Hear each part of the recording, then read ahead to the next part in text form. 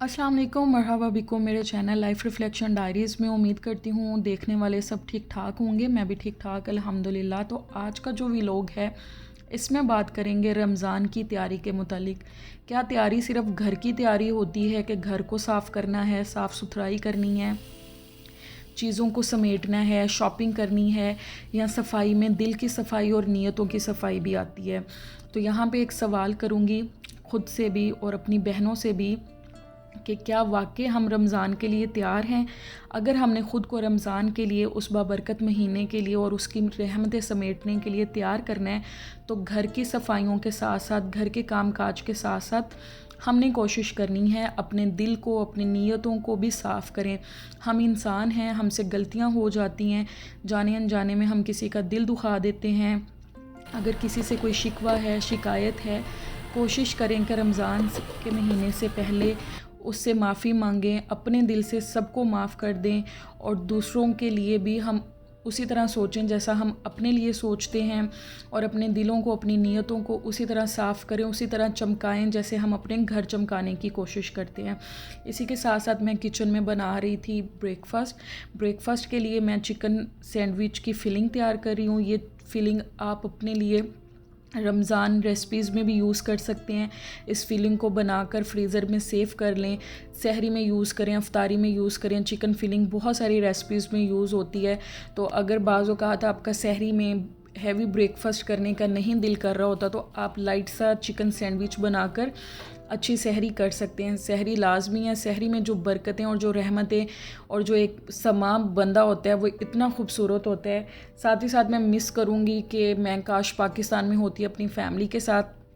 Family से ये दूर पहला मेरा रमज़ान होगा, मुल्क से दूर पहला रमज़ान होगा, लेकिन कोशिश करेंगे कि आप लोगों के साथ जुड़े रहें, बातचीत करते रहें और आप लोगों के साथ बातचीत करके एक अच्छा रमज़ान, एक अच्छा बबरकत महीना गुजारेंगे। इसी के साथ साथ रमज़ान जो है सिर्फ़ भूखे रहने का महीना नहीं है।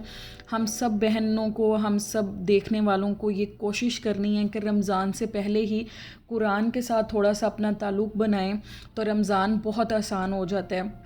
ये नियत करनी है कि रमज़ान से पहले ही हमने अपनी रूटीन ऐसी बनानी है कि हम रोज़ की बेस पे नमाज के साथ साथ कुरान को खोलें, चाहे एक सफ़ा, एक रुकू तर्जमे के साथ लाजमी पढ़ना है। तो जब आप रमज़ान से पहले ही ऐसी चीज़ों की प्रैक्टिस करेंगी, तो रमज़ान में आकर आपको चीज़ों को मैनेज करना बहुत आसान हो जाता है। मैंने ख़ुद, आज मुझे तीसरा दिन होगा कि मैंने एक कुरान क्लास में हिस्सा लिया है, जिसमें हमारी जो उस्ताद हैं वो हमें तर्जुमे के साथ रुकू कह रही हूँ, आयात पढ़ाती हैं। 3 आयात पढ़ा दें, 2 आयात पढ़ा दें, तो आप यकीन करें इतना अच्छा लगता है। मैं इतना सेटिस्फाई फ़ील कर रही हूँ 2-4 दिन से। इंसान कुरान तो पढ़ता है, लेकिन तर्जुमे के साथ जब तक हम नहीं पढ़ेंगे, हमें नहीं पता चलेगा कि हमारा रब हमसे क्या बात करना चाह रहा है। इसी के साथ साथ घर के कामकाज भी जो हैं वो हम औरतों को देखने हैं, बजाय कि रमज़ान में ख़ुद को थकाएं। रमज़ान से पहले वीकेंड पे कर लें, थोड़ा थोड़ा करके अपने कामकाज को करें, घर को ऑर्गेनाइज़ करें, किचन को ऑर्गेनाइज़ करें, अपनी फ्रिज को ऑर्गेनाइज़ करें, कपड़े सफाई और जितने भी छोटे छोटे काम हैं वो सारे हमें रमज़ान से पहले निपटाने हैं, ताकि सुकून से हम अपना वक्त बचाकर इबादत पे फ़ोकस करें। यहाँ पे मेरे जितने भी स्टॉलर्स थे, मुझे समझ नहीं आती थी कि मैं इन्हें कैसे ऑर्गेनाइज़ करूँ, कैसे समेटूँ। तो यहाँ मुझे एक बड़ा अच्छा ऑर्गेनाइज़र मिल गया। मैं स्टॉलर्स करती हूँ, बाहर अंदर जाती हूँ तो गाउन पहनती हूँ, तो हिजाब करना होता है। और रमज़ान में तो फिर हम औरतों की कोशिश होती है कि हम अपने सर पर दुपट्टा लेके रखें। तो दुपट्टा बाज़ औक़ात बड़ा होता है, हम लोग कैरी नहीं कर पा रहे होते हैं, तो छोटे स्टॉलर्स जो होते हैं ना वो इजीली कैरी हो जाते हैं। आप लपेट कर उसको हिजाब बना लें या वैसे दुपट्टे की तरह ले लें। तो किचन में काम करते हुए या काम काज करते हुए जब हमने इबादत भी करनी है, साथ साथ तस्बीहात भी मुंह में पढ़नी है, तो बेहतर ये होता है कि हमारा जो सर है वो कवर रहे, हमने अपने बालों को ढांपा हुआ हो। तो स्टॉलर्स मैं वैसे भी रूटीन में भी शादी से पहले भी बहुत ज़्यादा यूज़ करती थी, और मुझे शौक़ भी है कि मतलब मेरे पास हर तरह के स्टॉलर्स हों। लेकिन फिर एक चीज़ आ जाती है कि इन स्टॉलर्स को समेटना कैसे है, और दूसरा ये होता है कि सामने जो भी चीज़ पड़ी होती है, हमें जो सामने सामने नज़र आ रही होती है वो हम इस्तेमाल कर लेते हैं। हर घर में यही होता है कि जो चीज़ सामने आई है, बच्चों ने भी वही पकड़ ली, हम औरतों ने भी वही पकड़ ली। तो जब चीज़ें ऑर्गेनाइज़ होती हैं, तरीके से रखी होती हैं, हर चीज़ जब नज़र आ रही होती है, तो सब चीज़ों की बारी बारी हम उसको यूज़ कर लेते हैं। तो यहाँ पे मैंने बड़े अच्छे से ऑर्गेनाइज़र में सारे स्टॉलर सेट किए, तो इससे हर कलर, हर स्टॉलर नज़र आ रहा था। सूट के साथ मैचिंग करके लेना है या वैसे लेना है तो बड़ा आसान हो जाएगा चीज़ों को पिक करना। इसी के साथ साथ मैंने मशीन लगाई थी। कपड़े नॉर्मल रूटीन में हम धो रहे होते हैं, लेकिन ब्लैंकेट धोना, बेडशीट्स धोना, तो मैंने कोशिश की कि रमज़ान से पहले मैं अपने ब्लैंकेट, बेडशीट्स वगैरह हर चीज़ नीट क्लीन करूँ, ताकि जो रमज़ान है ना वो हमारा साफ़ सुथरा और इबादत करते हुए गुजरे, उसमें फिर हमें ये बड़े कामों की टेंशन ना हो। इसी के साथ साथ शाम को मैं आई किचन में, तो मैंने मटन की चाम्प्स निकाली। अच्छा, यहाँ पे मैं आप लोगों से ये भी कहूँ कि डेली बेसिस पे बजाय कि हमने पकोड़े समोसे ही खाने हैं, हेल्दी चीज़ें खाएं, इस तरह की रेसिपीज़ बनाएं जो आपकी सेहत के लिए अच्छी हों, जो खाने में भी मज़े की लगें, बच्चों को भी मज़े की लगें, और साथ ही साथ हमारी हेल्थ के लिए अच्छी हों, बेनिफिशियल हो। तो यहाँ पे मैं बना रही थी चाम्प्स, और इसको मैं ऑयल में नहीं बनाऊंगी। एयर फ्रायर जो है वो मुझे लगता है कि एक सहूलत की बहुत अच्छी चीज़ है।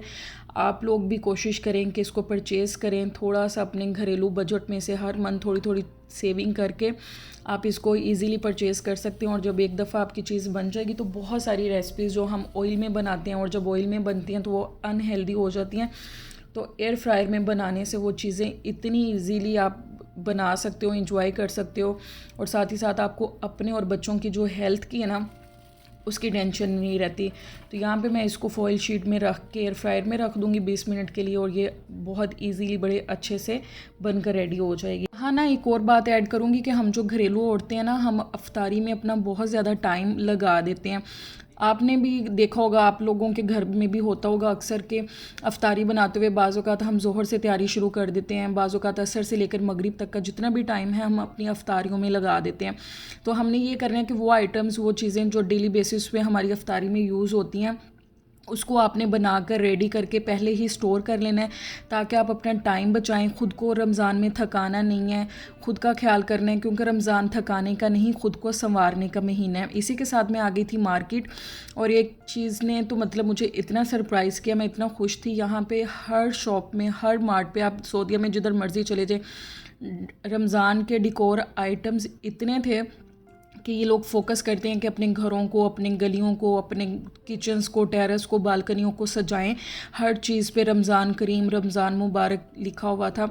और मुझे लगता है कि शायद ये चीज़ें पाकिस्तान से भी मिलती हैं। आप कोशिश करें, मार्केट में जाएं, अगर आपको भी ऐसी चीज़ें मिले तो अपना घर डिकोर करें, अपने घर में रमज़ान के लिए तैयारी करें। ईद के लिए तो हम तैयारियां करते ही करते हैं, रमज़ान में बरकतों वाला महीना है, उसको वेलकम करने के लिए अपने घर को डिकोर करें। कुछ डिकोर आइटम्स मैंने परचेज़ किए हैं, जब मैं अपने नेक्स्ट व्लॉग में अपने घर को डिकोर करूँगी तो साथ ही साथ आइटम्स भी दिखाऊंगी और अपने घर की डेकोरेशन भी आपको दिखाऊंगी। अच्छा, दूसरा, मुझे आपने एक कमेंट करके लाजमी बताना है कि आप रमज़ान की तैयारी कहाँ से शुरू करती हैं, कौन सी चीज़ें आप अपने रमज़ान की तैयारी में शामिल करते हैं। अल्लाह पाक से दुआ है कि अल्लाह पाक हमें अपने इस महीने की बरकतें समेटने वाला बनाए और हमें अपनी रहमतों से नवाजे। अपना ख्याल रखिएगा, मिलेंगे नेक्स्ट व्लॉग में। अल्लाह हाफ़िज़।